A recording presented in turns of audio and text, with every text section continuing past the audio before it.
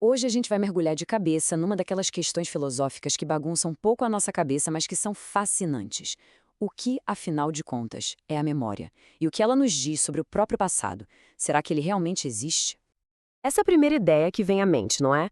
A gente pensa na memória como uma espécie de câmera que filma tudo. E quando queremos lembrar de algo, é só apertar o play e assistir de novo aquela cena. Parece uma comparação perfeita. Mas isso não foi nada disso. E se cada lembrança for, na verdade, uma história que a gente monta agora, no presente, usando só as pistas e os fragmentos que sobraram? Exatamente essa a briga, a tensão que a gente vai explorar hoje. E para entender essa batalha de ideias, a gente precisa conhecer os dois lados do ringue. De um lado temos o realismo, do outro, o antirrealismo.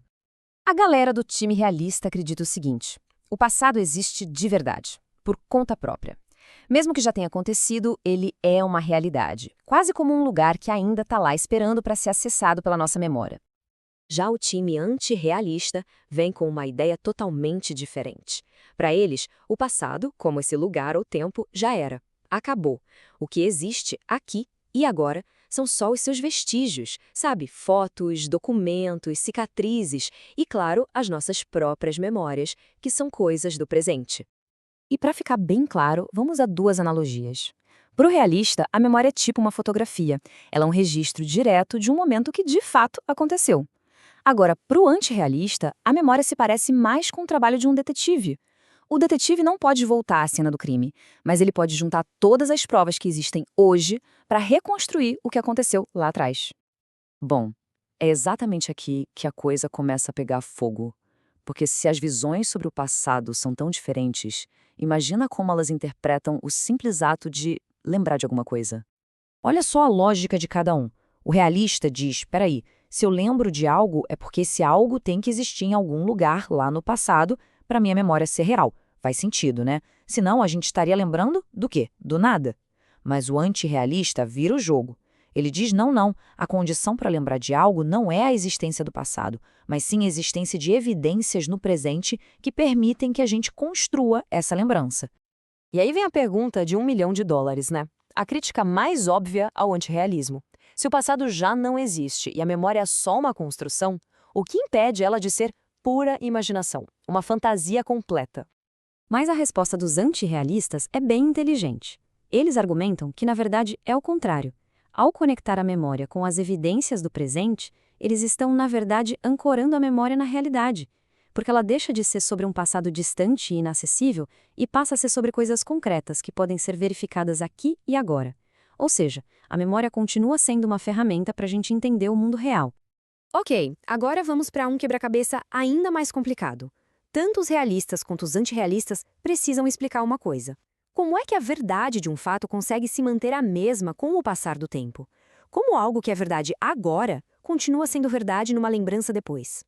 Parece óbvio, né? Mas garantir essa ponte, esse link da verdade entre o que aconteceu e o que a gente lembra que aconteceu, é um baita desafio filosófico. Como é que a gente garante que a verdade não se perca no meio do caminho? Vamos usar um exemplo bem simples. Imagina a cena. No tempo 1, a gente vê uma maçã verde em cima da mesa. A frase "há uma maçã verde na mesa" é verdadeira. Beleza. Agora, no tempo 2, dias depois, a gente lembra da maçã. Para nossa memória estar correta, a frase "havia uma maçã verde na mesa" também precisa ser verdadeira. A questão é, como essa verdade viajou do tempo 1 para o tempo 2? Para o realista, a resposta é tranquila. A verdade sobre a maçã é um fato do universo, e ponto final. Ela não muda com o tempo. Esse link é sólido. Já o antirrealista pisa um pouco no freio.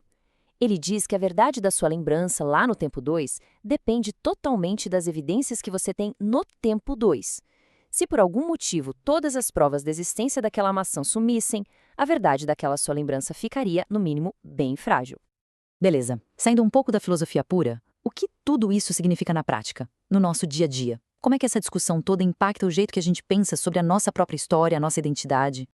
Olha que curioso. No fim das contas, mesmo discordando em tudo, os dois lados nos dão o mesmo conselho: desconfie da sua memória. O realista se preocupa que a gente possa estar confundindo uma lembrança real com pura imaginação.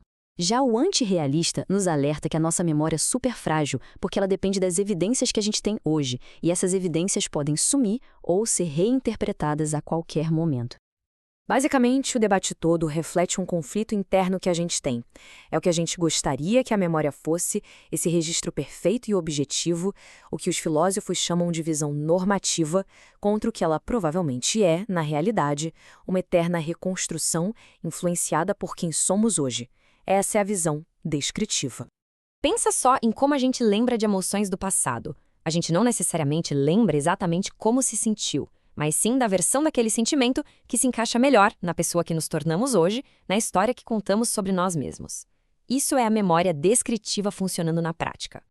E assim, a gente termina com essa provocação. Será que quando a gente lembra de algo, estamos abrindo uma janela para um tempo que já passou? Ou será que estamos olhando para um espelho que, ao tentar mostrar o passado, na verdade acaba revelando muito mais sobre quem somos nós agora?